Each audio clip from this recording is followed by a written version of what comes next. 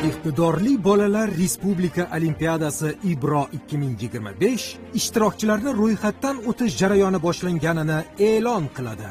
Onlayn olimpiada matematika, fizika va informatika fanlari bo'yicha 3 bosqichda o'tkaziladi va eng zukko yoshlarni aniqlashga xizmat qiladi.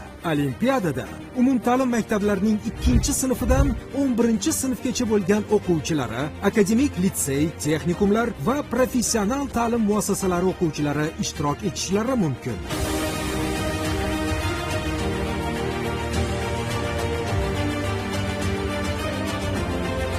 Olimpiadaning sovrin jamg'armasi 1 milliard so'mni tashkil qiladi.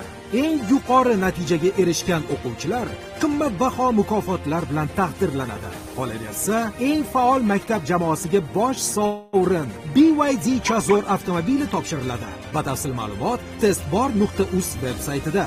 Ro'yxatdan quyidagi veb-sayt yoki Telegram bot orqali o'tishingiz mumkin. Bilim va zakovat maydoni. Bilimingizni sinang, yuksak natijalarga erishing, g'oliblar safidan joy oling.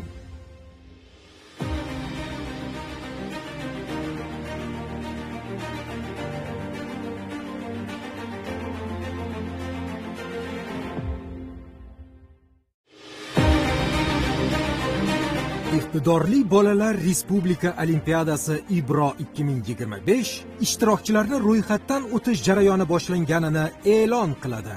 Onlayn olimpiada matematika, fizika va informatika fanlari bo'yicha 3 bosqichda o'tkaziladi va eng zukko yoshlarni aniqlashga xizmat qiladi.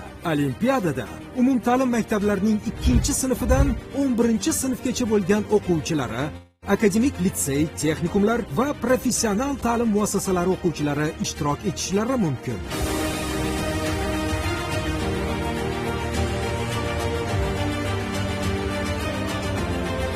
Olimpiadaning sovrin jamg'armasi 1 milliard so'mni tashkil qiladi. Eng yuqori natijaga erishgan o'quvchilar qimmatbaho mukofotlar bilan taqdirlanadi. Qolaversa, eng faol maktab jamoasiga bosh sovrin BYD Chazor avtomobili topshiriladi. Batafsil ma'lumot testbor.uz veb-saytida. Ro'yxatdan quyidagi veb-sayt yoki Telegram bot orqali o'tishingiz mumkin. Bilim va zakovat maydoni. Bilimingizni sinang, yuksak natijalarga erishing, g'oliblar safidan joy oling.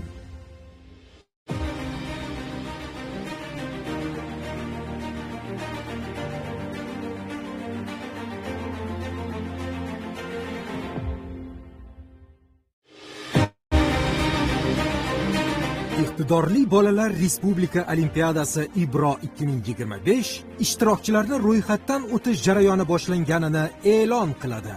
Onlayn olimpiada matematika, fizika va informatika fanlari bo'yicha 3 bosqichda o'tkaziladi va eng zukko yoshlarni aniqlashga xizmat qiladi.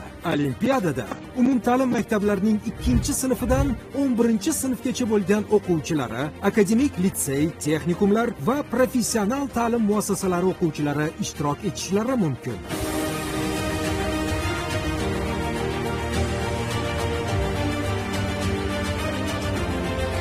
Olimpiadaning sovrin jamg'armasi 1 milliard so'mni tashkil qiladi. Eng yuqori natijaga erishgan o'quvchilar qimmatbaho mukofotlar bilan taqdirlanadi. Qolaversa, eng faol maktab jamoasiga bosh sovrin BYD Chazor avtomobili topshiriladi. Batafsil ma'lumot testbor.uz veb-saytida. Ro'yxatdan quyidagi veb-sayt yoki Telegram bot orqali o'tishingiz mumkin. Bilim va zakovat maydoni. Bilimingizni sinang, yuksak natijalarga erishing, g'oliblar safidan joy oling.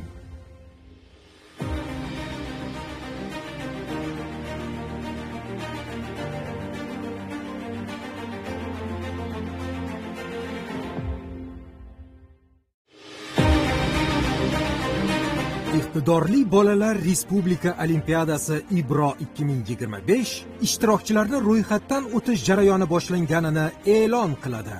Onlayn olimpiada matematika, fizika va informatika fanlari bo'yicha 3 bosqichda o'tkaziladi va eng zukko yoshlarni aniqlashga xizmat qiladi. Olimpiadada umumta'lim maktablarining 2-sinfidan 11-sinfgacha bo'lgan o'quvchilari, akademik litsey, texnikumlar va professional ta'lim muassasalari o'quvchilari ishtirok etishlari mumkin.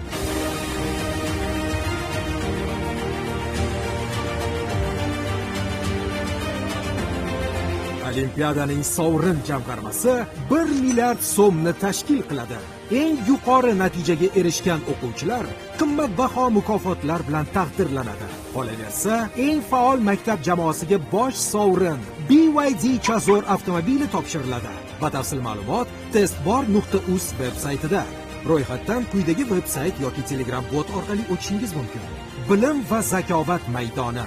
Bilimingizni sinang, yuksak natijalarga erishing, g'oliblar safidan joy oling.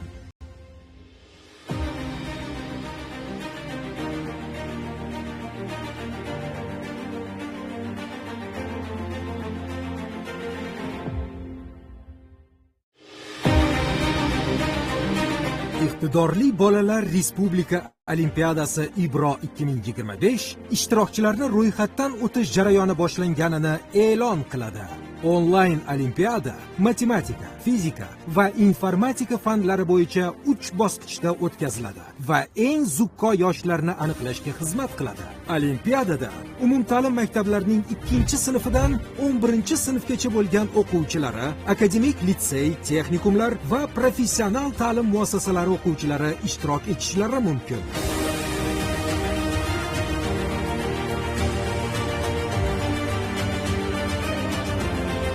Olimpiadaning sovrin jamg'armasi 1 milliard so'mni tashkil qiladi. Eng yuqori natijaga erishgan o'quvchilar qimmatbaho mukofotlar bilan taqdirlanadi. Qolaversa, eng faol maktab jamoasiga bosh sovrin BYD Chazor avtomobili topshiriladi. Batafsil ma'lumot testbor.uz veb-saytida. Ro'yxatdan quyidagi veb-sayt yoki Telegram bot orqali o'tishingiz mumkin. Bilim va zakovat maydoni. Bilimingizni sinang, yuksak natijalarga erishing, g'oliblar safidan joy oling.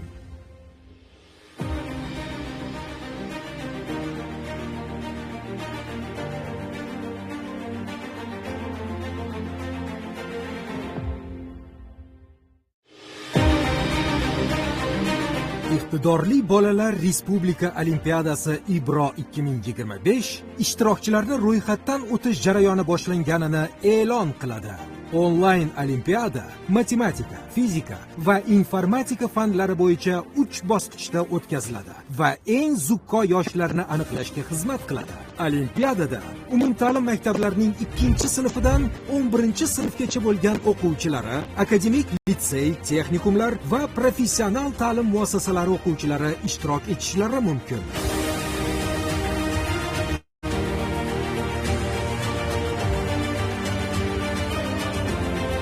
Olimpiadaning sovrin jamg'armasi 1 milliard so'mni tashkil qiladi. Eng yuqori natijaga erishgan o'quvchilar qimmatbaho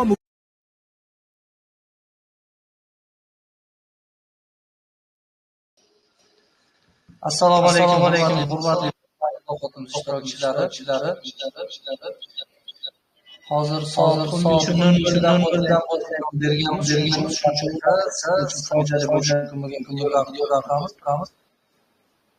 shu to'g'ri tushunishlar qilib qo'yganmiz. Rahmat e'tiborlaringiz uchun. Hozir ro'yxatda o'tish bo'yicha yo'riqnoma va olimpiadaga oid boshqa videolar qo'yib turiladi. Shundan keyin mutaxassislarimiz soat 15:00 dan boshlab muloqotni boshlashadi. Rahmat barchaga.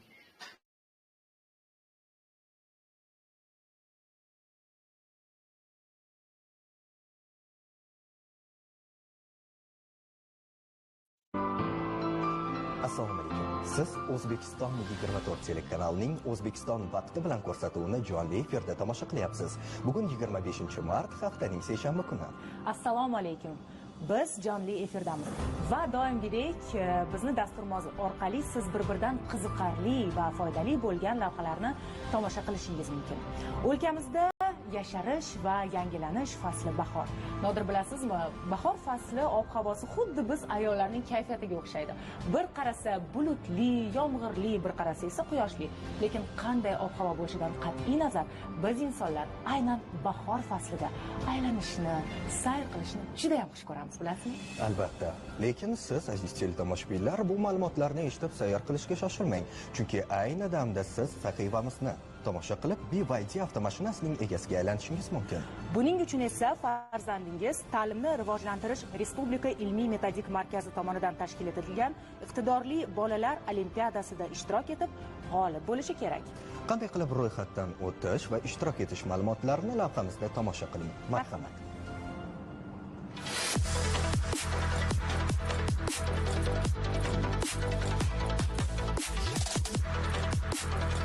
BYD Chazor.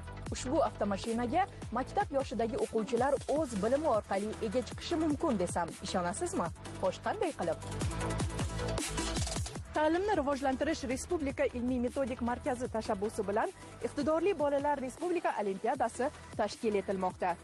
Respublika miqyosida ilk marotaba o'tkazilayotgan ushbu olimpiadada eng faol ishtirok etgan hamda eng ko'p o'quvchilari yuqori natijalarni qayd etgan maktab jamoasiga ushbu avtomashina taqdim etiladi. Aprel oyida start beriladigan Ibro, ya'ni iqtidorli bolalar Respublika olimpiadasida 120 mingdan ortiq yoshlar ishtirok etishi kutilmoqda. Olimpiada onlayn va offlayn ko'rinishda 3 bosqichda bo'lib o'tadi. Birinchisi demak onlayn tuman bosqichi hamda onlayn viloyat bosqichi hamda mana shu 3-chi asosiy hal qiluvchi bosqich Turin Politexnika universitetida offlayn tarzda amalga oshiriladi. Ushbu olimpiadani demak samarali hamda ko'tarinki ruhda o'tishini ta'minlash maqsadida hozirgi kunda demak har bitta hududlar bilan alohida onlayn uchrashuvlar tashkil etilmoqda. Mahallalarda targ'ibot ishlari, hokimliklarda targ'ibot ishlari amalga oshirilmoqda. Qaysi mavzularda respublika miqyosida o'quvchilar qiynalyapti yoki yaxshi o'zlashtirmagan? Buni biz aniqlash imkoniyatimiz mavjud. Taqdim qilgan test savollariga agar o'quvchilar noto'g'ri javob beradigan bo'lsa, ya'ni diagnostika qilish imkoniyati mavjud. Shuni tahlil qilish asosida tizimda o'zi platforma o'quvchilarga tavsiya beradi. Bu yil 2025-yilda 3 ta fandan testlar tashkil qilyapmiz. Kelgusi yillarda biz kimyo hamda biologiya fanlaridan ham testlarni tashkil qilishni rejalashtirganmiz. Fan olimpiadalari ko'p bo'lishiga qaramay, bu galgi Ibro 2025 loyihasi ulardan ancha farq qiladi. Sun'iy intellekt yordamida tashkil etilayotgan ushbu olimpiadaning savollar tuzish jarayonida tashabbuskor hamda hamkor tashkilotlar ish olib borishmoqda. Ibro 2025 olimpiada savollarini tuzish jarayonida hozir biz maxsus algoritm asosida tuzib chiqamiz. Ya'ni bunda har bir o'quvchi uchun alohida savollar tartibi belgilanadi. Bunda faqatgina test emas, bo'shliqlarni to'ldirish, qolaversa o'sha ko'p tanlov deb biz ataymiz, bir nechta variantni belgilash talab etiladi. Ushbu platforma haqida qisqacha gapiradigan bo'lsak, asosiy maqsadimiz testbor.uz platformasining yaratilishidan bu barcha yoshlarga, ayniqsa maktab o'quvchilariga o'yin, ya'ni gamification yordamida ularni bilimlarini yanada kuchaytirish, shu bilan birgalikda maqsad bolalarni qiynashda emas, maqsad bolalarga bilim berishda. Shuning uchun ham ushbu maxsus platforma yaratilgan. Men o'ylashimcha, bu O'zbekistonda birinchi marta shunaqangi sun'iy intellekt yordamida yaratilgan platformada olimpiadalarni o'tkazilishi bo'ladi. Musobaqada ishtirok etadigan yoshlar birinchi galda o'z bilimini sinovdan o'tkazish va mustahkamlash imkoniga ega bo'lishadi. Qolaversa, ularni turli miqdordagi pul yutuqlari, boshqa qimmatbaho sovg'alar va avtomashina kabi rag'batlar ham kutib turibdi. 1 milliard so'mlik sovrin jamg'armasini tashkil qiladigan mukofot pullari masalan 2-sinfdan 9-sinfgacha o'quvchilar uchun 1 million so'mdan boshlab belgilangan. 10-11-sinf o'quvchilari uchun turli xil texnika qurilmalarni olish imkoniyati mavjud. Endi 2-sinfdan 9-sinfgacha bo'lgan top 100 ta o'quvchi ushbu qiymatdagi summalarni olish imkoniyati mavjud. Musobaqada o'zini munosib ko'rsata olgan bitiruvchi sinf o'quvchilarimiz, ya'ni 10-11-sinf o'quvchilarimiz, demak mana shu Turin Politexnika universiteti hamda Akita universitetiga grant asosida kirish imkoniyatlari ham ushbu olimpiadada sovrin sifatida taqdim etilmoqda. Hali mart oyi yakuniga yetganicha yo'q va bu sizda hali o'z omadingizni sinab ko'rish uchun imkon bor degani. Siz ham albatta Testbor.uz ilovasi orqali Ibro 2025 da ishtirok eting. Qatnashish mutlaqo bepul, ammo sovrinlar munosib ko'rinishda. Assalomu alaykum. Siz O'zbekiston 24 telekanalining O'zbekiston vaqti bilan ko'rsatuvini jonli efirda tomosha qilyapsiz. Bugun 25-mart, haftaning seshanba. Ibro 2025 Respublika olimpiadasiga ro'yxatdan o'tish bo'yicha video qo'llanma. Ushbu olimpiadaga ro'yxatdan o'tish uchun birinchi bo'lib testbor.uz veb-saytiga kiramiz hamda bu yerdan ushbu batafsil ma'lumot tugmasini bosamiz.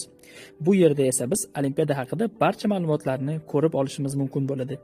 Yuqoriga chiqqanimizdan so'ng esa bu yerda biz olimpiadalarga ro'yxatdan o'tish tugmasini ko'ramiz hamda o'zimiz qatnashmoqchi bo'lgan olimpiada ro'yxatdan o'tish tugmasini bosamiz, so'ngra kirish tugmasini bosamiz va telefon raqamimizni kiritamiz.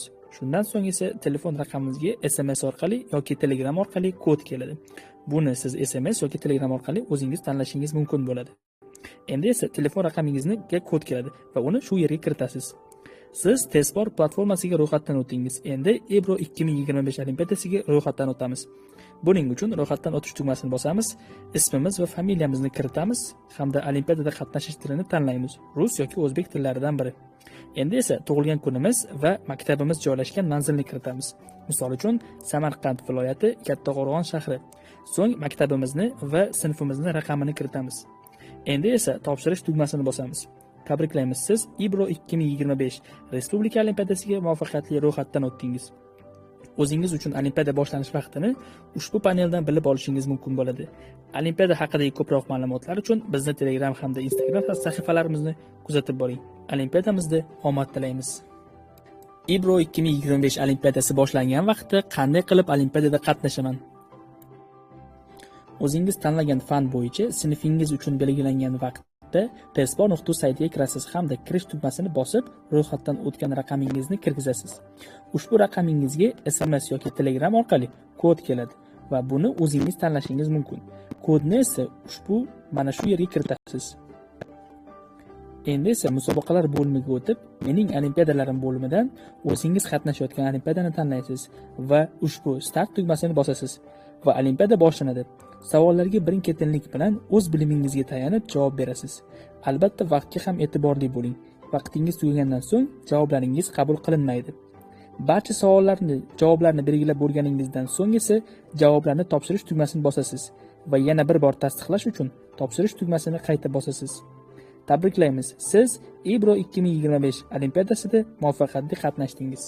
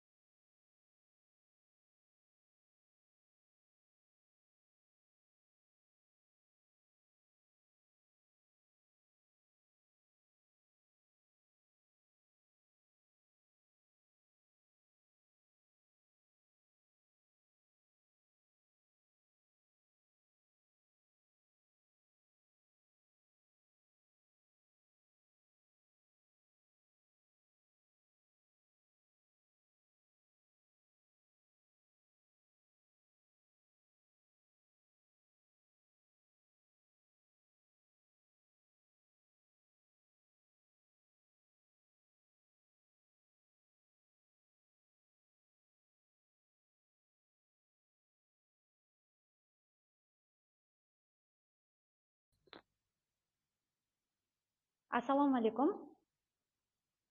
alaykum hurmatli ishtirokchilar. Bugungi yig'ilishga vaqt ajratganingiz uchun hammaga rahmat. Yig'ilishimizda asosiy maqsad Ebro 2025 iqtidorli bolalar respublika olimpiadasi haqida sizga to'liq ma'lumotni yetkazib berishdir. Olimpiada ta'limni rivojlantirish Respublika ilmiy metodik markazi va Toshkent shahridagi Turin Politexnika universiteti tomonidan tashkil etilmoqda. Ushbu olimpiada boshqa olimpiadalardan farq qiladi. Bilasiz, STEM fanlariga bolalarni qiziqish uyg'otish hozir dolzarb masala bo'lib turibdi. Shuning uchun ushbu olimpiada o'quvchilarimizni bor iqtidor va ko'nikmalarini rivojlantirishga qaratilgan. Shuning uchun har bitta o'quvchimizni ishtirok etishga sharoit yaratishga harakat qildik. Birinchidan, olimpiadada ishtirok etish mutlaqo bepul. Ikkinchidan, ishtirokchilar miqdorida chegarasi yo'q, aksincha har bitta sinfdan qanchalik ko'p bolalar qatnasha olsa, shunchalik yaxshi bo'ladi. Bundan tashqari, olis hududdagi bolalarimizni qatnashishlarini ta'minlash uchun asosan olimpiada bosqichlari onlayn tarzda bo'lib o'tadi. Ushbu olimpiada o'zbek va rus tillarida 2-sinfdan 11-sinf o'quvchilari uchun matematika fanidan, 9, 10, 11-sinf o'quvchilari uchun fizika va informatika fanlaridan tashkil etiladi. Ushbu olimpiada 3 bosqichda bo'lib o'tadi. Birinchi va ikkinchi bosqich onlayn tarzda bo'ladi. Uchinchi bosqich 2-9-sinflar uchun onlayn tarzda, ammo kamera nazorati ostida tashkil etiladi. 10-11-sinflar uchun esa 3-bosqich Turin Politexnika universitetida offlayn tarzda tashkil etiladi. Endi esa sovrinlarga kelsak, eng faol maktab uchun bosh sovrin BYD Chaser avtomobili bo'lgan. Uni eng faol ishtirok etgan va yuqori o'rinlarni qo'lga kiritgan maktab jamoasiga taqdim etiladi. Bundan tashqari, 1, 2, 3 o'rin g'oliblariga 10-11-sinf o'rtasida Toshkent shahridagi Turin Politexnika universiteti va Akita universitetlariga 100% grant asosida imtihonsiz qabul qilinishadi. Va 2-9-sinf o'quvchilari o'rtasidagi g'oliblarga pul mukofotlari beriladi. 10-11-sinf o'quvchilariga 1-o'rindan 10-o'ringacha egallagan g'oliblarga texnik vositalar taqdim etiladi. Va bundan tashqari matematika, fizika va informatika fanlarida eng ko'p va eng tezkor to'g'ri yechim topgan o'quvchilarimiz iPhone 16 bilan taqdirlanadi. Endi esa ro'yxatdan o'tish bo'yicha ma'lumot beramiz, chunki juda ham ko'p savollar ushbu bo'lim bo'yicha kelib tushyapti. Har bitta o'quvchimiz bitta telefon raqami bilan ro'yxatdan o'tishi mumkin. Agar oilada 2-3 farzand bo'lsa, masalan, ularni har bittalariga bitta raqam kerak bo'ladi. Masalan, boshlang'ich sinf o'quvchilarimizda telefon raqamlari bo'lmagani uchun ularni o'rinlariga ota-onalari yo boshqa vakillar ro'yxatdan o'tishi mumkin, ammo lekin ism familiyalarini o'quvchinikini to'g'ri kiritib borishlari shart. Bundan tashqari, manzil degan joyda maktab manzili bo'lishi kerak, chunki bosh sovrinda aniq qilingan paytda ushbu ma'lumot juda ham kerak bo'ladi. Bu sovrinlar va ro'yxatdan o'tish bo'yicha qisqacha ma'lumot edi. Bundan tashqari ko'proq ma'lumotni biz guruhlarimizda berib o'tmoqdamiz va yana eng kerak ma'lumot ushbu olimpiada testbor.uz platformasi orqali bo'lib o'tiladi onlayn tarzda. Birinchi o'rinda testbor.uz /bot orqali ro'yxatdan o'tishingiz mumkin. Keyin ushbu ma'lumotlar bilan platformaga kirasiz. Shunda har bitta o'quvchida telefon raqami orqali bitta profil yaratiladi va ushbu profilda o'quvchi o'zini qilgan progresslari haqida ma'lumot olishi mumkin bo'ladi. Endi esa qisqacha ma'lumotni monitoring bo'yicha sizga bizni hamkasbimiz taqdim etadilar.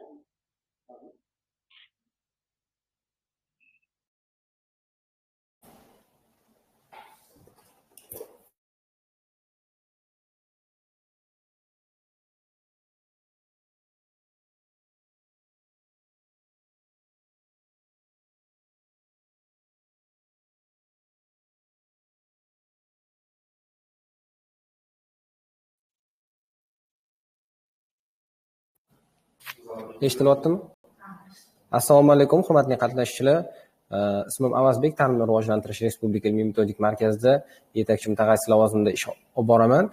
Sizlarga bugun testbor platformasi monitoring qismini sizlarga ko'rsatib berishga harakat qilaman. Hozir bir daqiqa shuni ochib olsam. Xo'p.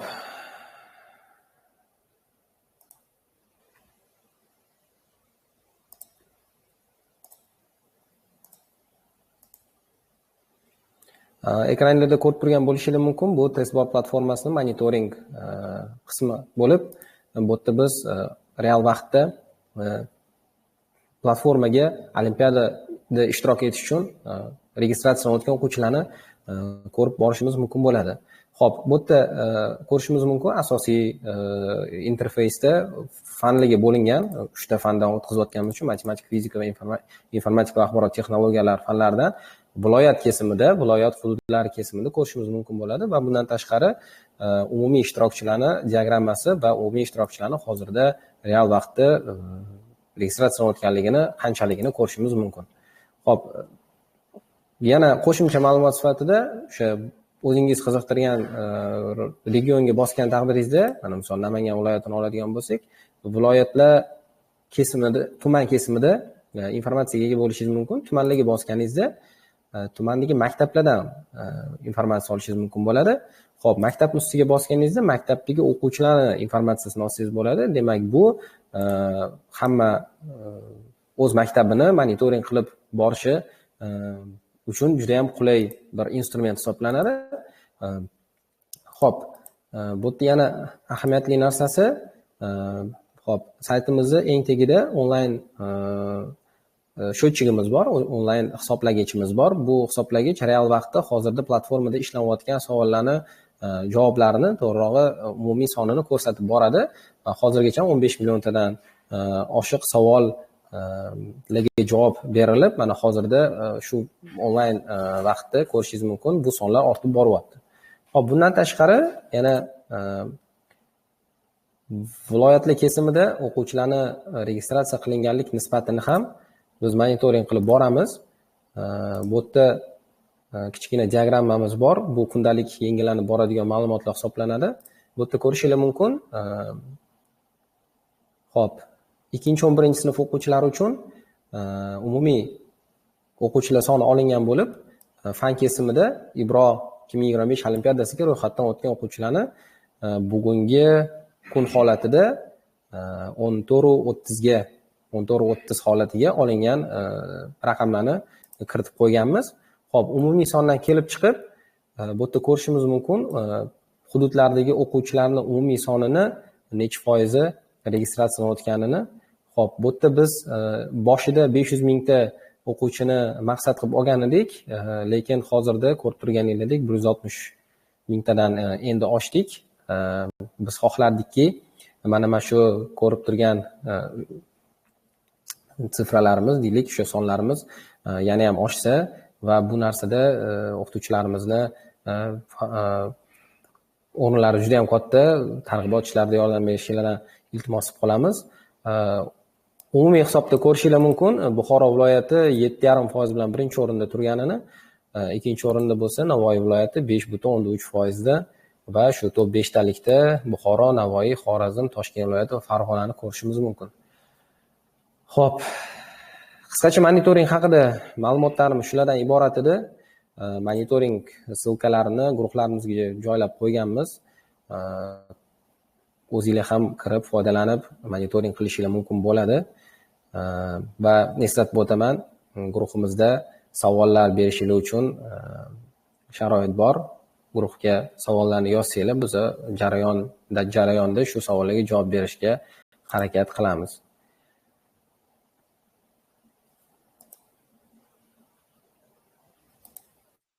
Rahmat Avazbek. Endi o'zim tanishtirsam, ta'lim rivojlantirish respublika metodik markazida ta'lim standartlari tashkilotining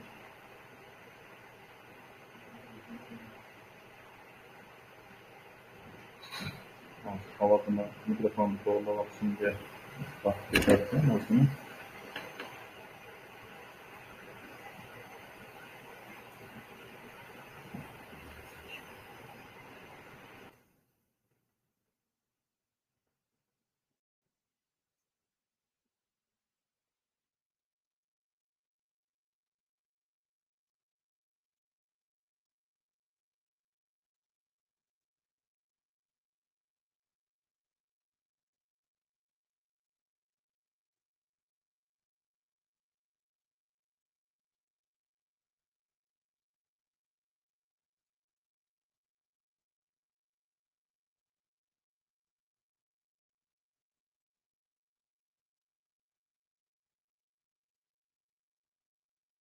Hurmatli ishtirokchilarimiz, sizlarga yana qo'shimcha ma'lumot berib o'tmoqchi edim.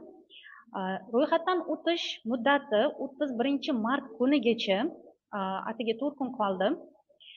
31-mart kuni 6:00 da ro'yxatdan o'tish to'xtatiladi. Shuning uchun sizlarga yordamlaring kerak bo'ladi, chunki ko'pchilik hali xabar topmagan. Va bundan tashqari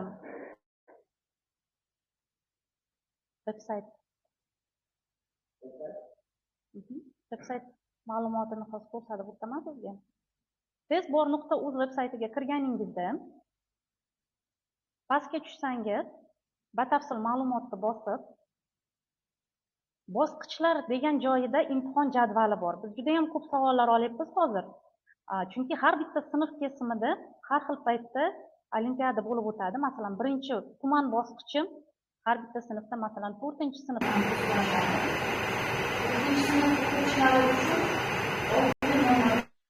gacha bo'ladi. Ikkinchi bosqichlar uchun ham viloyat bosqichi o'z vaqti belgilangan. Ushbu vaqtga ko'ra o'quvchilarimiz testbor.uz platformasi orqali kirib olimpiadada qatnashishlari mumkin bo'ladi.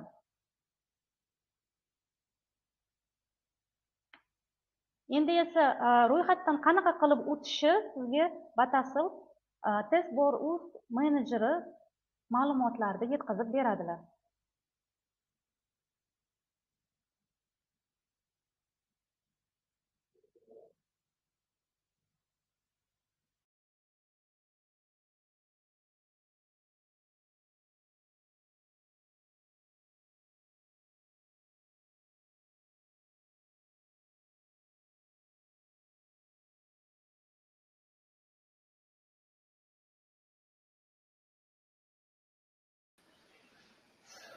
Komilaxon kishiga so'z berish kerak testbor adminiga. Iltimos. Assalomu alaykum. Rahmat. Hozirda sizlarga o'sha Olimpiada Ibro 2025 Olimpiadasiga ro'yxatdan o'tish bo'yicha yana qisqa ko'rsatib berishga harakat qilaman. Ro'yxatdan o'tish uchun o'sha testbor.uz saytiga kiramiz. testbor.uz saytiga kirishinglar bilan hozir bir daqiqa. Ibro 2025 Olimpiadasi bo'yicha batafsil ma'lumot olish tugmasi ochiladi. Ya'ni tugmaga bosib, bu yerda Olimpiada bo'yicha to'liq ma'lumotlarni olishingiz mumkin va agarda ro'yxatdan o'tishda qandaydir qiyinchiliklar bo'layotgan bo'lsa, bu yerda video qo'llanma ham bor, o'zbek va rus tillarida. Bosqichlar bo'yicha ham shu o'zida ma'lumot olsanglar bo'ladi. Ya'ni imtihon jadvalini tugmasiga bossanglar, bu yerda o'sha imtihon sanalari, qaysi sinflar nechada boshlanadi va nechada tugashigacha to'liq ma'lumotlar ko'rsatib qo'yilgan. Ustozlar bemalol kirib, hozirdan ma'lumotlarni olishlari mumkin. Bu yerda sovrinlar bo'yicha har bir kesimda hammasi to'liq ko'rsatilgan. Endi ro'yxatdan o'tish uchun masalan Ibro 2025 matematika, fizika va informatika fanlaridan hozirda onlayn olimpiadamiz boshlanyapti. Boshlanish kuni 1-aprel kuni boshlanadi. Ro'yxatdan o'tish oxirgi muddati 31-mart soat 6:00 gacha. 6:00 da ro'yxatdan o'tish yopiladi. Buning uchun ro'yxatdan o'tish tugmasini bosasizlar va birinchi bo'lib o'sha o'quvchilar o'zini telefon raqami orqali platformaga kirib olishlari kerak bo'ladi. Buning uchun hozirda telefon raqamini kiritib, ustiga bossa, telefoniga SMS keladi. Va o'sha SMSni kiritib o'quvchilar platformaga kirib olishlari mumkin.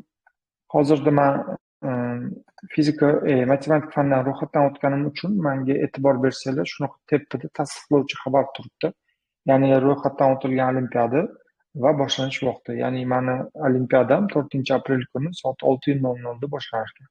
Bu yerda ko'rish tugmasini bossam, shu yerda start tugmasi ochiladi. Ya'ni 5-sinfga 4-aprel kuni olimpiada boshlanadi va bu yerda start tugmasi ochiladi. Start tugmani ustiga bossa, o'quvchiga test olib kelib beradi. Hozirda sizlarga boshqa masalan fizika fanlari ro'yxatdan o'tish qismini ko'rsatib beraman. Buning uchun shu ro'yxatdan o'tish tugmasini bosamiz va shu ma'lumotlarni kiritib chiqsanglar bo'ldi. Avtomatik ro'yxatdan o'tgan bo'lasizlar. Bu yerda ko'pchilikda savol bo'lyapti, olimpiada qanaqa bo'ladi? Olimpiada qanaqa topshiramiz? Bot orqali bo'ladimi deb ko'p savol tushyapti.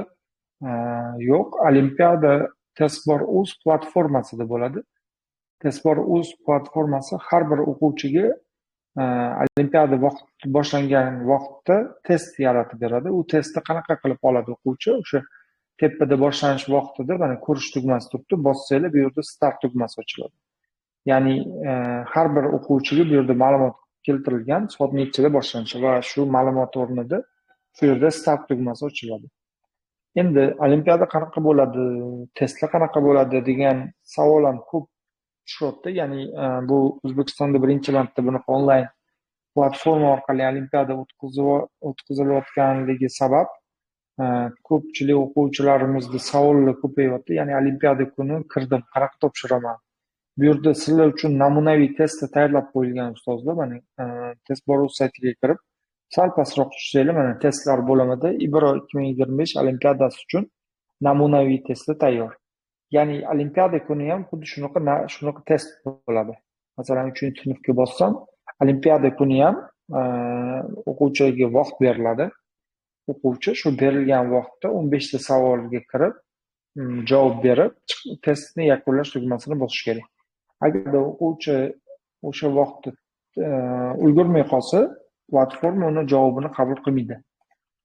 Bu yerda o'sha biz interaktiv qilganmiz, ya'ni harakat qilganmiz, interaktiv bo'lishiga, ya'ni savol faqatgina test emas, yopiq test, ochiq testlar bo'lishini ta'minlaganmiz.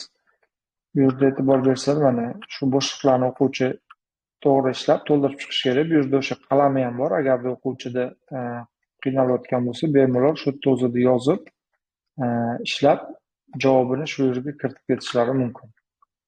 Va savolni to'liq ishlab bo'lgandan keyin testni yakunlash tugmasini bosadi. Olimpiada kuni ustozda mana xuddi shunaqa olimpiada bo'ladi. Va faqat bu yerda o'sha hozir namunaviy testlarda yaxshi tomoni o'quvchilar hozirdan kirib, namunaviy testlar orqali xatolarni ko'rishi mumkin. Ya'ni qaysi misolda nima xato qilyapti? E'tibor beringlar, namunaviy test to'liq o'quvchiga ko'rsatib beryapti. Misollarni ko'rsatib beryapti, qayerda nimani xato qilyapti, to'liq yechimi bilan beryapti va undan tashqari bu yerda mana vazifa bo'limida shaxsiy vazifa beryapti. Buni yaxshi tomoni shundaki,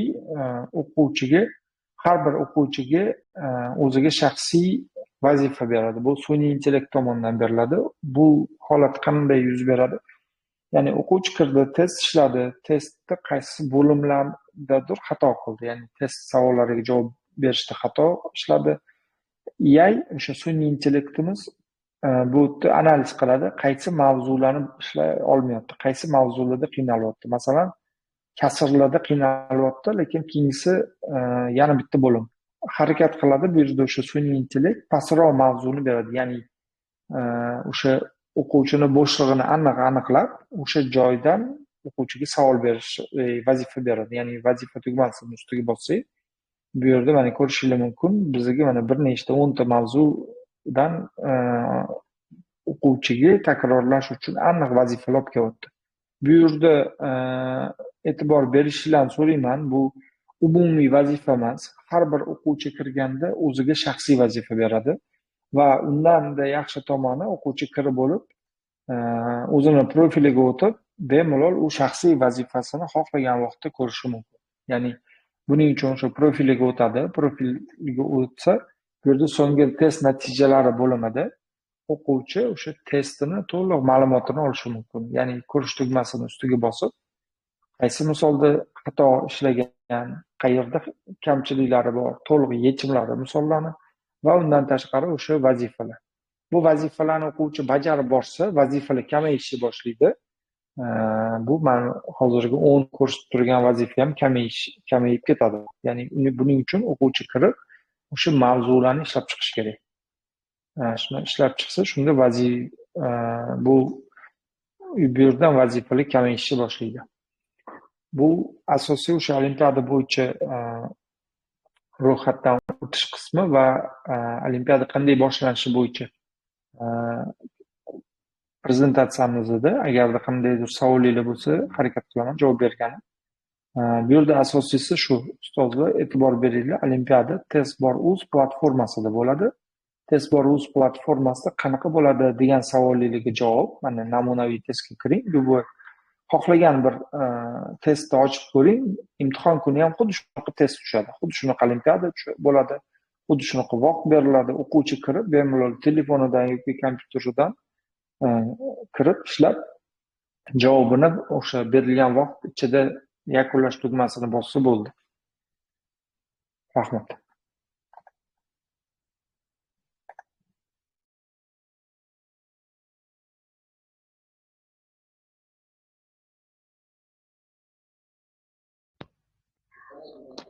Hurmatli ishtirokchilar, hozir 15 daqiqamiz bor. Savol-javoblarga o'tsak bo'ladi. Agar savollaringiz bo'lsa, marhamat.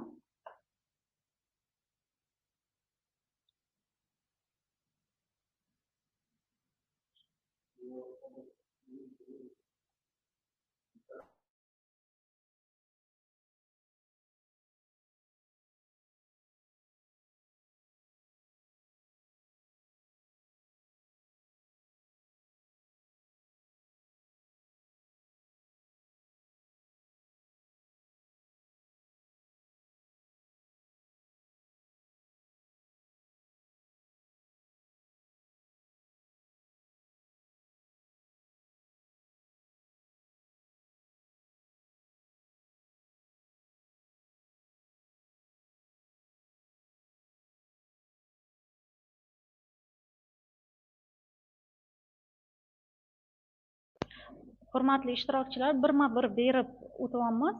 Agar savollaringiz bo'lsa, berishingiz mumkin. Qo'l ko'tarish orqali.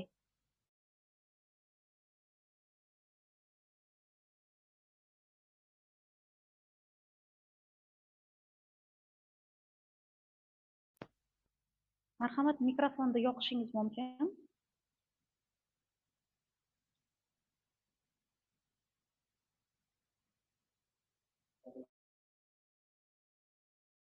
Hurmatli ishtirokchilar, ko'p beriladigan savollar bo'yicha bo'lmasam javob berib o'tamiz. Birinchidan, bot orqali ro'yxatdan o'tishingiz mumkin bo'ladi.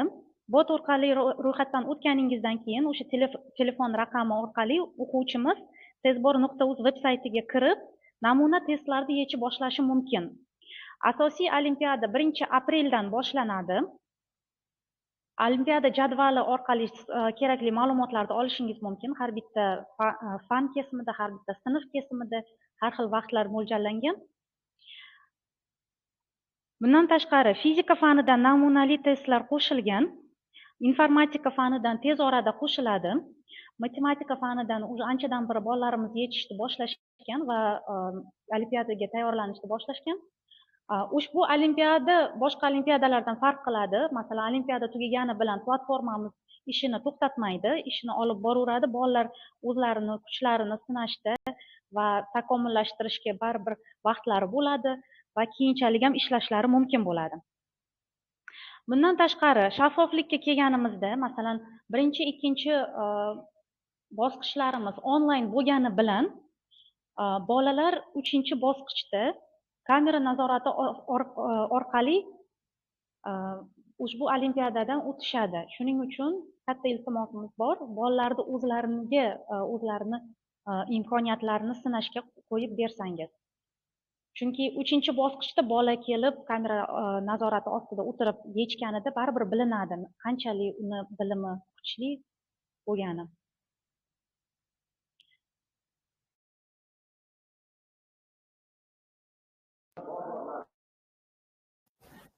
Xo'p, chatdagi savollarga to'xtalmoqchiman. Sevinchoy degan foydalanuvchimiz savol beribdilar. Bir inson 3 ta fandan qatnasha oladimi? Bir inson 3 ta fandan qatnashishi sal qiyinroq bo'ladi, chunki imtihonlarimiz har bitta sinf uchun bir xil vaqtga to'g'ri kelgani uchun vaqtimiz chegaralangan. Berilgan vaqt mobaynida nechta fanga ulgursa, o'shancha fanda qatnasha oladi. Lekin bitta fandan oxirigacha yetkazishga majbur, bo'lmasam javoblari hisobga olinmaydi va olimpiadada qatnashgan hisoblanmaydi. O'shaning uchun risk qilmasdan maslahat beramiz, bitta fandan qatnashgan ma'qul. Xo'p, ikkinchi savolimiz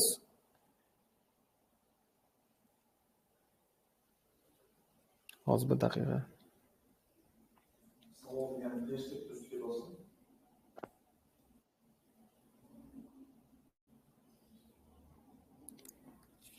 Informatika fanidan qachon test qo'shiladi deb savol berishdi. Informatika fanidan mana shu hafta test qo'shilish rejamizda bor. Buni testbor platformasi xodimlari ham ta'kidlab o'tishdi. Xo'p, keyingi savolga o'tamiz. Bekobod shahri 2-sonli davlat umumta'lim maktabi ro'yxatga kiritilmagan. Nima uchun? Ro'yxatdan o'tish uchun maktabimiz kiritilmagan deb savol berdilar. Agar sizning maktabingiz registratsiya jarayonida ko'rinmasa, siz o'z maktabingizni yozishingiz mumkin, o'zingiz kiritishingiz mumkin bo'ladi, qo'shimcha qo'shib. Bunda muammo yo'q, bemalol registratsiyadan o'taverasiz.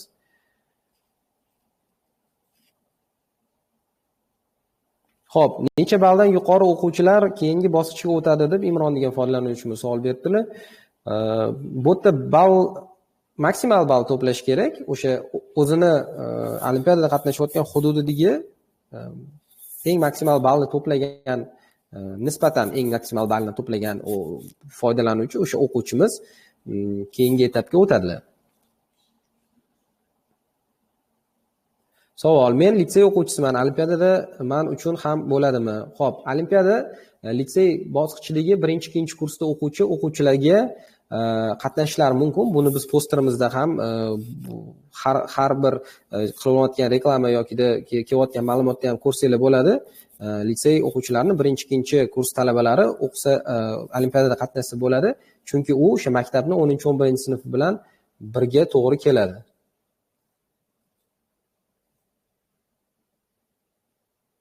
Xo'p, yana bitta savolimiz bor ekan. Demo testidagi kabi savollar tushadimi? Albatta, demo testidagi kabi savollar tushadi, chunki Ibro olimpiadasi doirasida trening testlari olimpiadada tushadigan savollar asosida yaratilgan bo'lib, o'shanga o'xshash testlar tushadi, lekin xuddi shu testlar tushmaydi. Chunki platformaning afzalliklaridan, eng katta afzalliklaridan bittasini ta'kidlab o'taman. Sun'iy intellektga asoslangan bo'lib, qayta bitta misolni qayta tushish ehtimoli juda ham past va har bitta urinishda sizga qayta o'sha mavzu doirasida yangi generatsiya qilingan savollarni sizga beradi. Xo'p. Yana bitta savol berishdi. Assalomu alaykum. 6-sinf o'quvchisiman. Informatika fanidan 9-sinf olimpiadasida qatnashsam mumkinmi? Sinf doirasida qatnashishingiz kerak bo'ladi, chunki 9-sinf 6-sinf bo'lib turib 9-sinfda qatnasha olmaysiz. Registratsiya jarayonida siz o'zingizni sinfingizni kiritishingiz kerak bo'ladi, ma'lumotlaringiz to'g'ri kelmay qolishi mumkin. Shuning uchun o'zingizni sinfingizni matematika doirasida o'zingizni sinab ko'rishingiz mumkin yoki-da keyinchalik Ibro olimpiadalarida qo'shilgan fanlar qo'shilsa yoki o'zgarishlar bo'lsa, o'shanga ishtirok etish imkoniyati bo'ladi.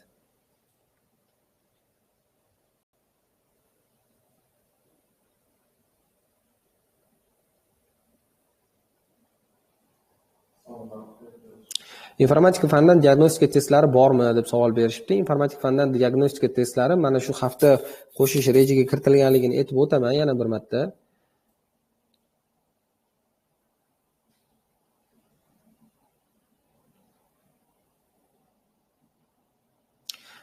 Savol: respublika bosqichida 5-sinfda nechta o'quvchi ishtirok etadi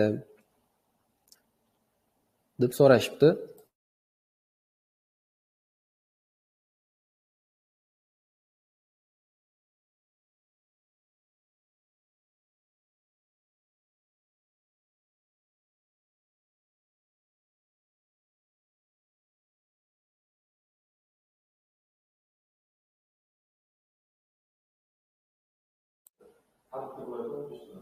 Xo'p, respublika bosqichi 5-sinfda nechta o'quvchi ishtirok etadigan savolga 15 ta o'quvchi saralab olinadi viloyat bosqichidan va o'sha respublika bosqichida qatnashadi. lekin sovrinlar birinchi o'rindan 100 o'ringacha beriladi ikkinchi 9 sinflar uchun. Buni posterda ko'rishingiz mumkin. Xo'p, hozircha kelib tushgan savollarimiz shulardan iborat edi. Men qo'shimcha savol bo'libdi. Masalan, men Telegram botdan registratsiyadan o'tdim, lekin Googledan saytdan o'tmadim. Men olimpiadada qatnashsam bo'ladimi debdilar. Qarang, Telegramdan o'tganingizda avtomatik tarzda siz saytda ham ro'yxatdan o'tgan hisoblanasiz. Faqatgina saytga kirayotganda o'sha ro'yxatdan o'tgan raqamingizni kiritganingizda SMS kod orqali o'z kabinetingizga kirasiz. Kabinetingizga kirganingizda saytning tepa qismida yashil bilan imtihoningiz qachon boshlanishi haqida sizga eslatma bo'lib turadi. Ana o'sha eslatma orqali vaqti kelganda o'sha tugmachani bosganingizda olimpiadaga kirish imkoniyati bo'ladi. Xo'p, savol berishdi. 2-sinfni matematikadan qachon bo'ladi? Test boruv saytiga kirsangiz, batafsil ma'lumotni bosganingizda imtihon o'tkazish jadvalini ko'rsangiz bo'ladi. Ana o'sha yerda barcha ma'lumotlarimiz bor. Bemalol ko'rib tanishib chiqsangiz bo'ladi.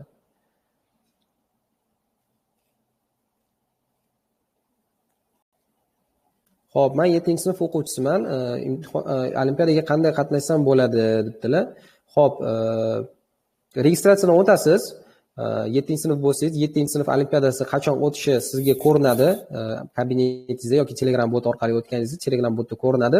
Ana o'sha kuni siz ro'yxatdan o'tgan raqamingiz bilan saytga kirib, telefondan bo'ladimi, ixtiyoriy qurilma, planshet bo'ladimi, kompyuter bo'ladimi, o'sha saytga kirasiz. Test boruvingizga kirganingizdan keyin imtihonga qatnashish degan tugmacha chiqadi kabinetingizdan, o'shani bosib imtihonda qatnashsangiz bo'ladi.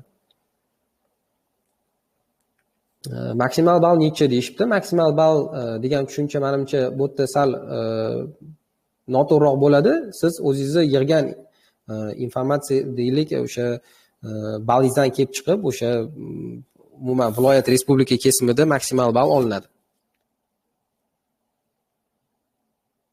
Bir xil ball bo'lsa qanday ajratib olinadi deb savol berishdi. Xo'p, bir xil ball bo'ladigan bo'lsa vaqt ko'rsatkichi birinchi o'rinda bo'ladi. Agar balli bir xil bo'lib turib, kimdir tezroq ishlagan bo'lsa, ana o'shani ham inobatga olamiz. Xo'p, birinchi, ikkinchi bosqichlar haqiqat ekanini qayerdan bilasiz debdi. Xo'p, qarang, birinchi, ikkinchi bosqichda onlayn bo'lgani uchun to'g'ri, buni tekshirishning imkoniyati yo'q, lekin birinchi, ikkinchi bosqichdan kimnidir yordami bilan o'tgan bo'lsa, uchinchi bosqichda albatta kameralar nazoratida o'tganligi sababli u o'quvchi cheating yo'li bilan, o'sha g'irromlik yo'li bilan ikkita bosqichdan o'tgan bo'lsa, uchinchi bosqichdan o'tish ehtimoli juda ham pasayib ketadi. O'shani ham inobatga olinglar. Bu yerda uchinchi bosqichda har bitta o'sha viloyatlarda ajratilgan deylik pavilyonlarda biz to'liq kamera nazoratida o'tkazamiz va ularga ko'chirish uchun kimdir yordam berish uchun imkoniyat bo'lmaydi. Yana aytib o'tganimdek, Testbor.uz platformasida bitta savol qaytib tushmaydi. Demakki, auditoriyada 15 ta odam o'tirgan bo'lsa, 15 ta odamga bir vaqtning o'zida 15 xil variant beriladi va u variant o'z orasida hech qachon qayta takrorlanmaydi. O'shaning uchun halol bo'lishga sizlarni targ'ib qilamiz va imkon darajasida o'zingizlarni biliminglarni sinab ko'ringlar. Xo'p, savol berishdi, pulni yutgandan keyin o'zinglar olib kelib berasanmi? Albatta, o'zimiz sizga bu pulni yetkazish yo'llari bilan bog'lanib, pulni yetkazish yo'llarini sizga tushuntiramiz.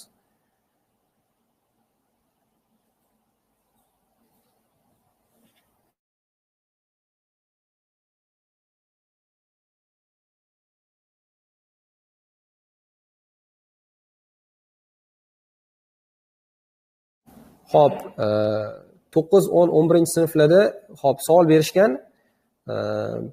Nechta savol tushadi deb 9, 10, 11-sinflarga 20 ta, ikkinchidan 8-sinfgacha 15 ta savol tushadi.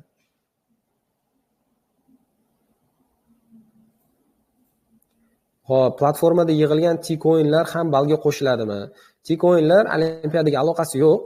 Bu sizni platformadagi alohida bajargan vazifalaringizga beriladigan rag'batlantirish bo'lib, u olimpiadaga ta'sir qilmaydi. Xizmat pullikmi debdi. Xizmat pullik emas. Olimpiada mutlaqo bepul.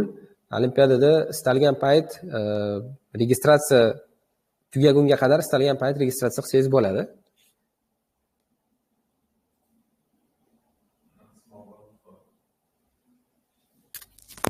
ball 100 ball.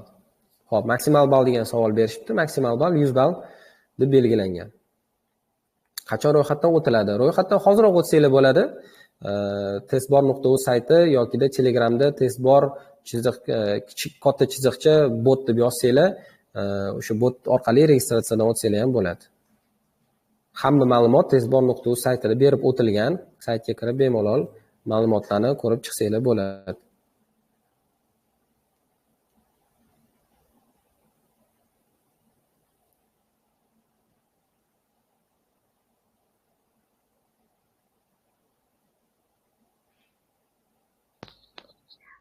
Hurmatli ishtirokchilar, yana bitta muhim qo'shimcha.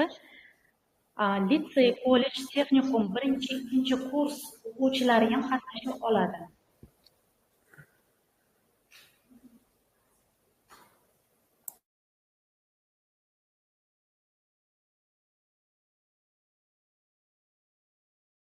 Xo'p, yana bitta savol bo'libdi. Informatika fanida olimpiada qay tarzda o'tadi? Odatda kod yozishadi. Sizlarda testmi yoki kod yozishmi deb savol berishdi. Bizda test va rasmli masalalar ko'rinishida bo'ladi. Test kod yozmaysiz.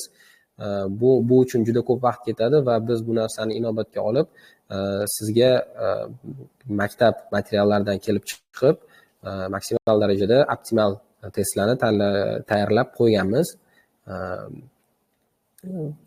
O'shaning uchun bu narsadan xavotir olishga o'rin yo'q.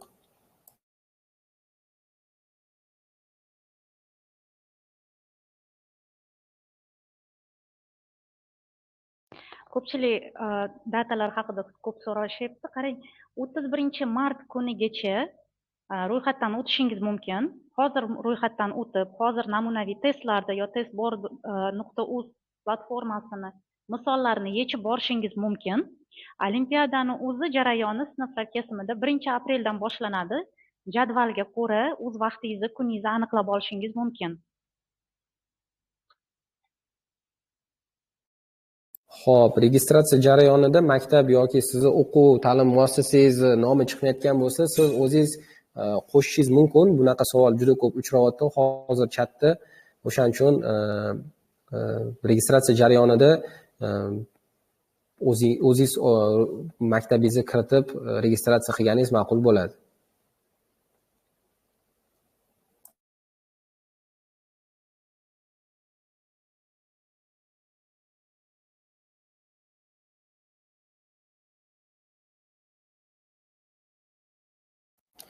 Ikkinchi sinflar uchun vaqt o'zgartirsa bo'lmaydimi? Soat 6 juda kech deb o'ylayman deb yozishibdi.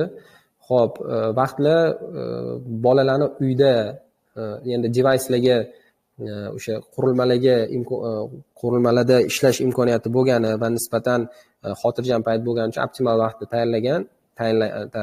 tayyorlangan. O'shaning uchun vaqtlarimiz keyin darsga kesishmagan holatda o'tkazish birinchi vazifamiz bo'lgani uchun uni ham inobatga olganmiz.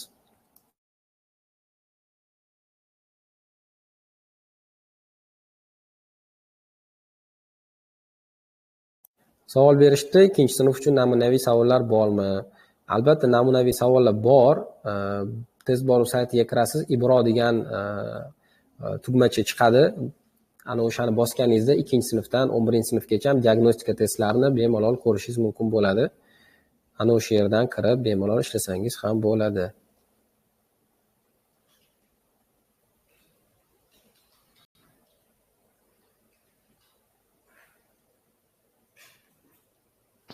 Hurmatli ishtirokchilar, testbor boti ro'yxatdan o'tish uchun qulayroq bo'lgani uchun botni tavsiya qilamiz, ammo lekin olimpiadani jarayonini o'zi va namunaviy testlar va bolani misollarda ishlash jarayoni hammasi testbor.uz veb-sayti orqali tashkil etiladi.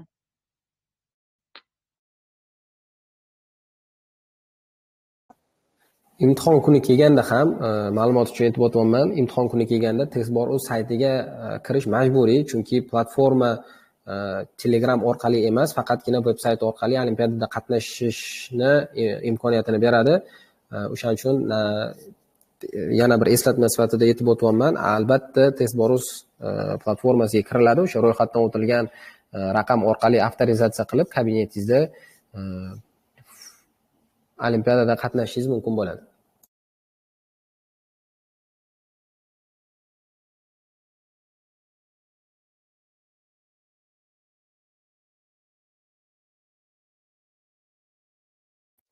Yana qo'shimcha sifatida aytib o'tmoqchiman, hammaga juda katta minnatdorchilik bildiramiz. Hozir onlayn monitoring rejimida kuzatib boryapmiz. Registratsiyadan o'tayotgan o'sha o'quvchilarning soni nima deydi, jadallik bilan oshayotganini kuzatib turganimiz uchun sizlarga bir tashakkur bildiryapmiz. Aktivroq bo'lishinglarni so'rab qolardik, chunki bu bizga o'quvchilarimizni potensialini yana ham yoritib, balkim biz nazardan chetda qoldirgan o'quvchilarni talantlarini yoritishga imkoniyat beradigan bir shans deb oladigan bo'lsak, qo'ldan chiqarmaslikni maslahat bergan bo'lardim.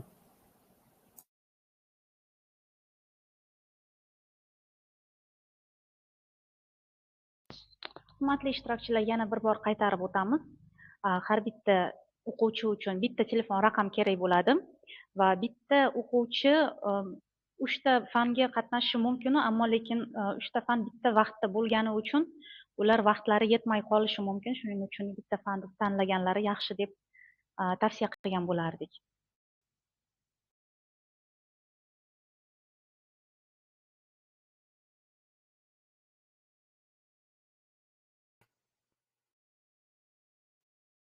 Assalomu alaykum, hurmatli ustozlar. Menda ham qo'shimcha bor edi.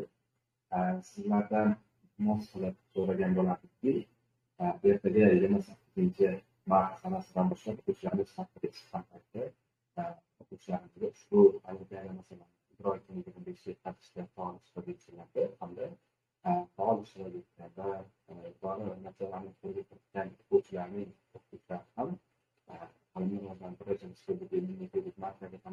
sertifikatlar bilan taqdirlanadi. Hozirda mana shu sertifikatlarni ta'lim vazirligi bilan hamkorlikda ishlar olib borilmoqda. Bu sertifikatlarga direktor jamg'armasidan ishlarni to'lash imkoniyatlarini ham hozir o'rganib chiqmoqdamiz. Bu bo'yicha batafsil ma'lumotlarni imkon yakuniga qadar albatta sizlarga yetkazamiz degan umiddaman.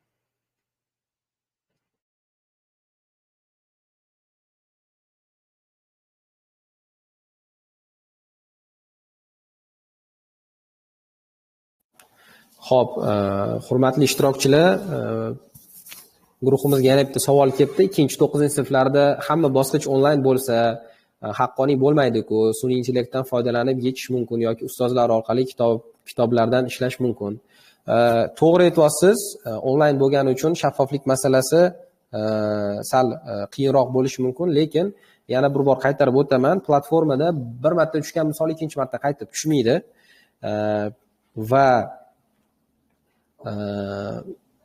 sun'iy intellektdan foydalangan taqdiringizda ham biz shu darajada harakat qilganmizki, ayrim savollar sun'iy intellekt orqali tashalganda ham nima deydi, sun'iy intellektga avvalambor pullik xizmat bo'ladi. O'shaning uchun bu narsadan biz aniq qilamiz.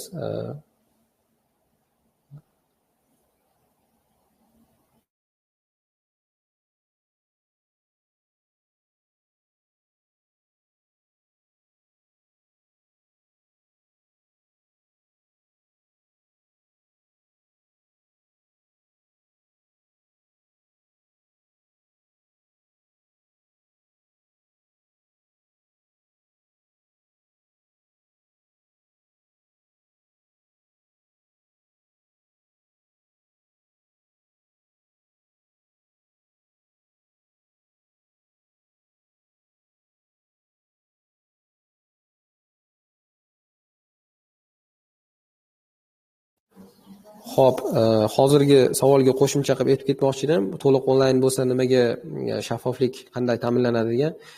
Kamera 3-bosqichda kamera nazoratida o'tadi deb aytdim. O'shaning uchun 1-2 bosqichda g'irromlik qilgan, birovni yordamidan foydalangan o'quvchilar 3-bosqichdan o'tish ehtimoli keskin pasayib ketadi va kamera nazorati ostida o'tkazilgandan keyin biz maksimal harakat qilamiz o'quvchilarni g'irromlik qilish imkoniyatini maksimal darajada pasaytirishga.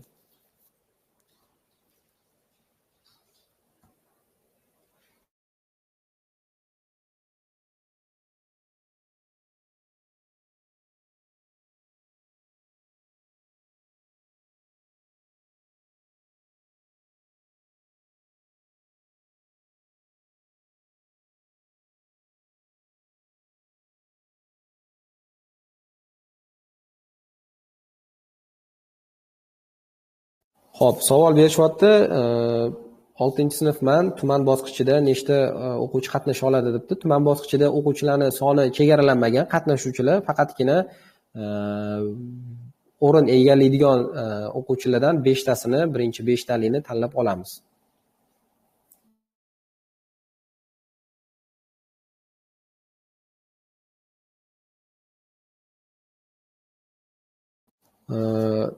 Oltinchi sinflar uchun haqiqiy test bo'ladimi deb savol berishibdi. Xo'p, hamma testlarimiz haqiqiy, ular testbol platformasida yuklangan, tayyor turibdi va shunga qo'shimcha sifatida testbol o'z diagnostika testlaridan o'zingizni sinab, olimpiadaga tayyorgarlik ko'rish imkoniyati bor. Hozirda bu testlar fizika va matematikadan qo'shilgan, fizika va matematikadan tayyorlanib tursanglar bo'ladi.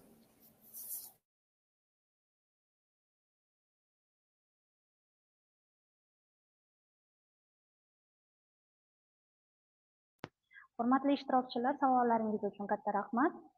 Qo'shimcha ma'lumotlarni biz gruppalarimiz orqali berib o'tamiz. Bundan tashqari kanallarda har kuni qo'shimcha ma'lumot berib o'tilmoqda. Ro'yxatdan o'tganlar uchun olimpiadada omad tilaymiz. Yaxshi o'tib olinglar va kelganingiz uchun, vaqt ajratganingiz uchun hammaga rahmat. Hurmatli qatnashchilar, tashakkurimizni bildiramiz va sizlardan iltimos qilamiz targ'ibot masalasida faolroq bo'lishinglarni, chunki bu olimpiada hamma o'quvchilarimiz uchun o'ziga qulay bo'lgan bir platformada o'tkazilyapti. Bu platforma o'sha aytganimizdek faqat olimpiada uchun emas, balki o'quvchilarni o'sha matematika, informatika, fizika fanlaridan o'z bilim bo'shliqlarini analiz orqali bilib, o'z ustlarida ishlash uchun ham juda ham qulay hisoblanadi. Shuni aytib o'tmoqchi edim. Sizlarga kattakon rahmat. Salomat bo'linglar. Avazbek, assalomu alaykum.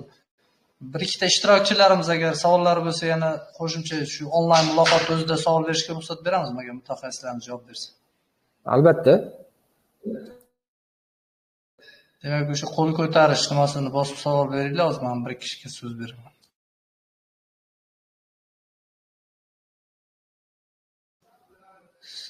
Solih va Lola, marhamat, siz savol berishingiz mumkin. Solih va Lola.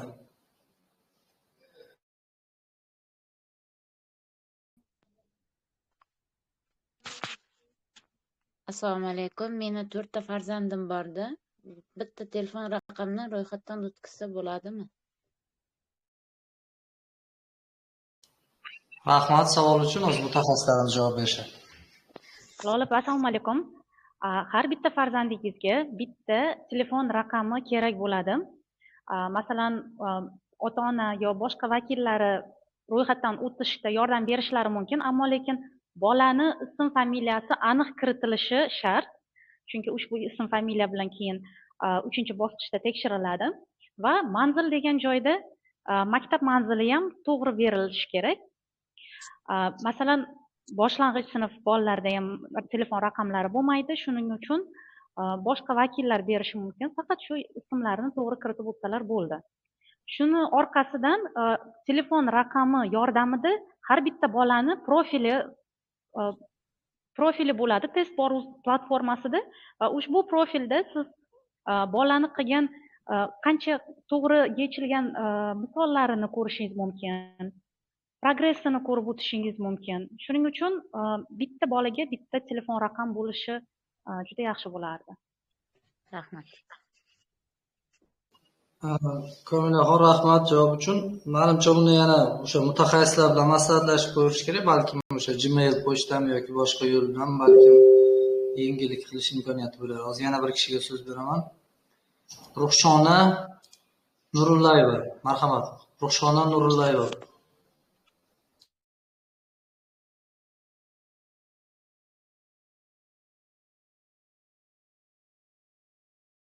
Mikrofonni ustiga bosib, keyin gapirsangiz bo'ladi.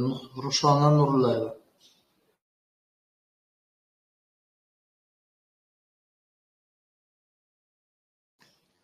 Ra'no Shakirova, marhamat. Ra'no Shakirova.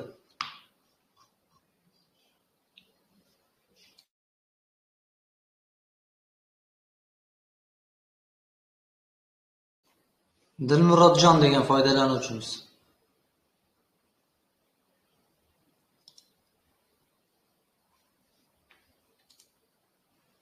Dilmurodjon.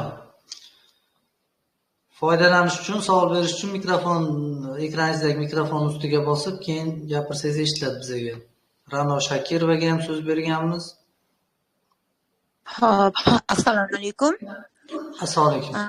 Men navaram 2-sinf. Dilbar To'xtasinova Dilbar hozir mart oyini boshidan buyon shug'ullanib kelyapti. Lekin u faqat o'zi uchun o'rtoqlariga 3-5 ta o'rtoqlarni taklif qilsa ham ular qatnashmadi. Bu o'zi uchun alohida o'z nomzodi uchun qatnashsa ham bo'ladi. Assalomu alaykum Ra'no opa. Albatta bemalol o'zlari uchun misollarda yechib borishlari mumkin. Masalan, olimpiada o'tganidan keyin ham bu jarayon to'xtamaydi. Platforma ishini olib boradi va takomillashtiriladi va keyingi olimpiadalarga yana qo'shimcha boshqa fanlar ham qo'shiladi. Xo'p, rahmat. Savolingizga javob berdimmi?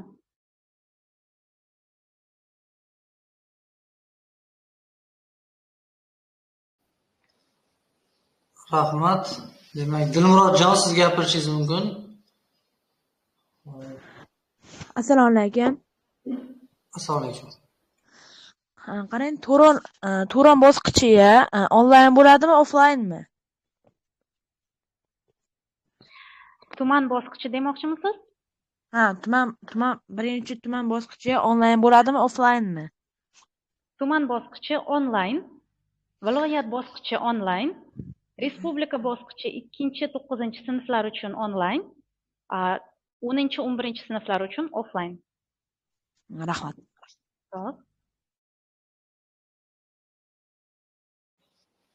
Rahmat javoblar uchun. Yana navbatdagi foydalanuvchimiz Soliyeva Lola, Nozgul Qurbonova mikrofon ustiga bosib savol berishingiz mumkin. Marhamat.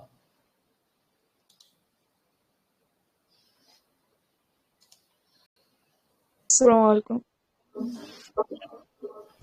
Bu qachon bo'ladi? Bunga qanday qilib qatnashsa bo'ladi? Assalomu alaykum. Ro'yxatdan o'tish muddati 31 mart kunigacha ro'yxatdan testbor.uz pastki chiziqcha bot orqali o'tish mumkin yoki testbor.uz platformasi orqali ro'yxatdan o'tishingiz mumkin.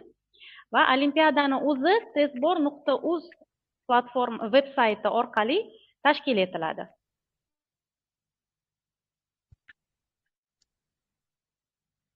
Ibro guruhida agar bo'lsangiz, hamma kerakli ma'lumotlar berilgan va YouTube'da ro'yxatdan o'tish qo'llanmasi ham berilgan. O'sha qo'llanma orqali ro'yxatdan o'tishingiz mumkin.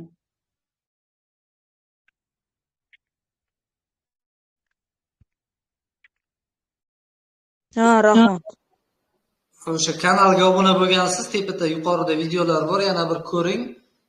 Yana qo'shimcha ma'lumotlar kerak bo'lsa, botga yozishingiz mumkin yoki telefon qilishingiz mumkin. Batafsil sizga tushuntirib berishadi. Hamma yo'riqnomalar, qanday ro'yxatdan o'tilishi, barcha savollarga Testbor saytining o'zida ham javob bor. Bizning Telegram kanalimizda ham bu haqda ma'lumotlar berganmiz. Rahmat. Demak, navbatdagi so'zni Nigora degan foydalanuvchimiz, Nigora degan nik bilan ro'yxatdan o'tgan ekanlar. Marhamat, sizga so'z berdim.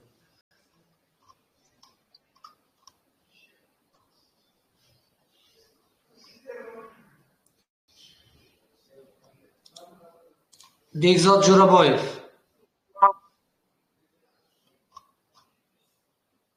Nigora yoki Bekzod Jo'raboyev nomidagi nikda ro'yxatda o'tganlar.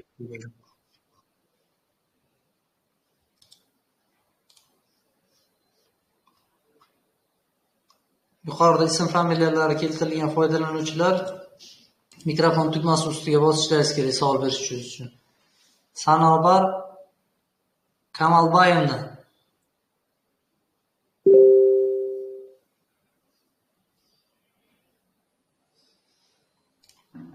Assalomu Alaykum assalom. Olimpiada boshlaganda qanday qilib kiriladi?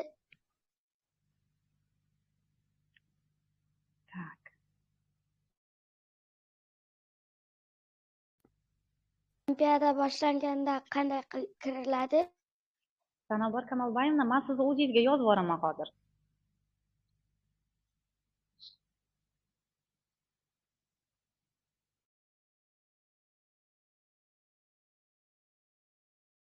Allo, assalomu alaykum. Assalomu alaykum. Mani savolim shundan iborat ediki, mani qizim telefondan, saytdan, ro'yxatdan o'tganda, buni men kompyuterga o'tkazmoqchi bo'lsam agar, kompyuterdan platformani skachat qilib, telefon raqami orqali unga ulatsam bo'ladimi? Hasan aka, iltimos shu savolga javob berishga yordam bersangiz. Assalomu alaykum opajon. Bemalol muammo yo'q. Faqatgina o'sha tezbor botida qaysidir joyda yoki telefonda ro'yxatdan o'tgan bo'lsangiz, o'sha telefon raqami orqali xohlagan qurilmangizdan yoki saytdan bemalol kirishingiz mumkin. Hech nima uchib ketmaydi. Faqatgina o'sha qaysi telefonga qaysi platformaga qaysi raqamdan ro'yxatdan o'tgan bo'lsangiz, o'sha raqam bilan kirsangiz yetarli. Buni Google nimadan Playdan skachat qilish kerakmi? Qandaydir platformani ishlatish kerakmi yo shunchaki Google'ning o'zidan testbor.uz deb saytdan kirish kerakmi? Google'ga kirib testbor deb yozsangiz, sayti chiqadi. Saytiga kirib bemalol ishlatishingiz mumkin. O'sha profil paydo bo'lgandan keyin imtihon o'zi ko'rinadi, o'sha kun kelganda. Hozirdan siz tekshirib olishingiz mumkin. O'sha platformaga kirganingizda tepada yashil bo'lib yonib turadi. Hozir men sizga bir daqiqa shuni joyini ko'rsatib beraman. Yo'q, menda bu telefonimda yashil bo'lib turibdi. Turibdimi? Agarda sizda shunaqa yashil bo'lib turgan bo'lsa, tepada ro'yxatdan o'tilgan deb. Siz ro'yxatdan o'tgansiz. Tushunarli. Shuni tushunmay turdim. Katta rahmat. Rahmat. Mayli, sog' bo'ling. Olimpiadaga o'z vaqtida kirish kerakmi?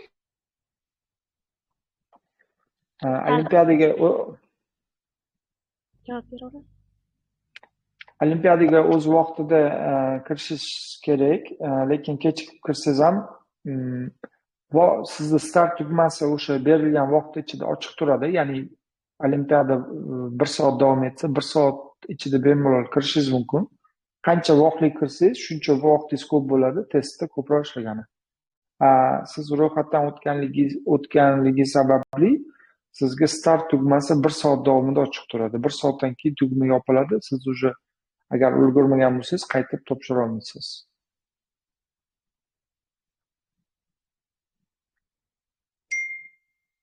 Rahmat.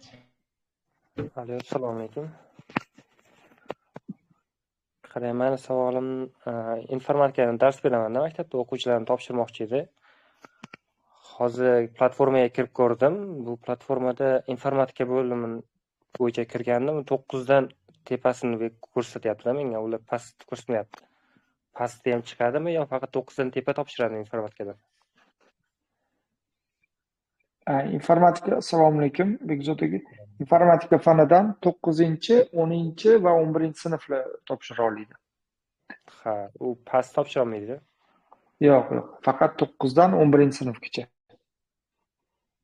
Matematika, fizika 2 dan 9 gacha bular? Yo'q, fizika fani ham 9dan 9-chi, 10-chi, 11-chi sinflar topshirishi mumkin va o'sha litsey o'quvchilari 1-chi, 2-chi kursda topshirishi mumkin. Matematika fanidan 2-sinfdan 11-sinfgacha o'quvchilar topshirishi mumkin. Hozirda faqatgina matematika fani uchun 2-sinfdan 11-sinfgacha olimpiada o'tkazilyapti. Fizika va informatika fanidan faqatgina 9-chi, 10-chi, 11-chi sinflar va litsey o'quvchilari. Shuni so'ramoqchi edim. Kirib ko'rganim 9 va 10gacha chiqadi.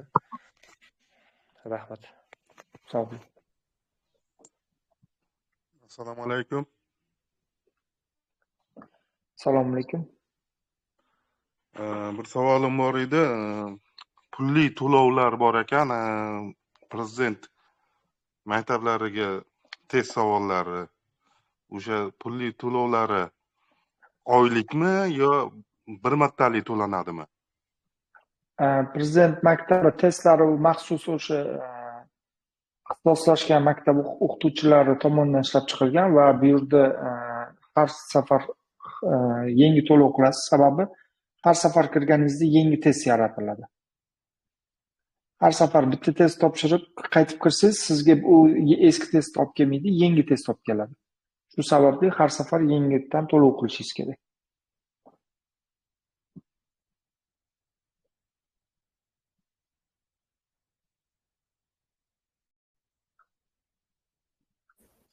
Hurmatli qatnashchilar, agar savolingiz bo'lmasa, bugungi yig'ilishimizda fursatdan foydalanib barcha tashkilotchilar, Turin Politexnika, Toshkentdagi Turin Politexnika universiteti fan olimpiadalar markaziga, asosiy homiyimiz UzAvto, Maktabgacha maktab ta'lim vazirligi, Oliy ta'lim fan va innovatsiyalar vazirligi tashkilotlariga o'z minnatdorchiligimizni bildiramiz. O'qituvchilarimizga yaqinlashib kelayotgan 4-chorak o'quv bo'lagida kuch-quvvat tilab qolamiz.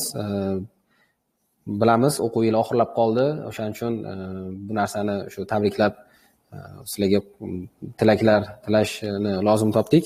Xo'p, va qolaversa kirib kelayotgan muqaddas Hayit bayrami bilan barchalarni muborakbod etamiz. Oilalarga, ishlaringlarga barokat tilab qolamiz. Va shu bilan bugungi onlayn muloqotimizni yakunlasak ham bo'ladi deb o'ylayman. Hammanglarga kattakon rahmat vaqt ajratganingiz uchun. Keyingi olimpiadalarda albatta bundan ham yuqori natijalar ko'rsatib, bundan ham ko'proq auditoriyani jalb qilish imkoniyatiga ega bo'lamiz degan umiddaman. Kattakon rahmat.